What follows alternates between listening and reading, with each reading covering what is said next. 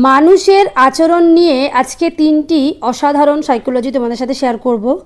প্রথমেই বলি 1 নম্বর, আপনি যত বেশি সুখী হবেন প্রতিদিনের জীবনে কাজ করার জন্য আপনার তত বেশি কম ঘুমের প্রয়োজন হবে।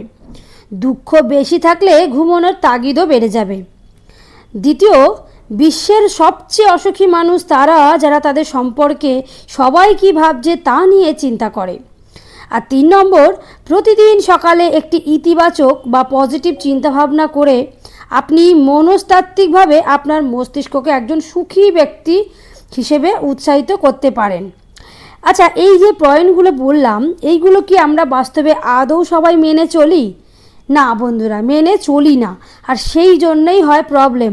আমরা অনেক রকমভাবে ভাবি, মন খারাপ করি, আমাদের পাস্ট হিস্ট্রি নিয়ে আমরা বড় বেশি চিন্তিত। তাই জন্য সময়ের সাথে সাথে সামনের জিনিসগুলোকে আমরা হয়তো ওয়েলকাম করতে ভুলে যাই, বা সেই হিসেবে আমরা বাঁচতেও অনেক সময় ভুলে যাই।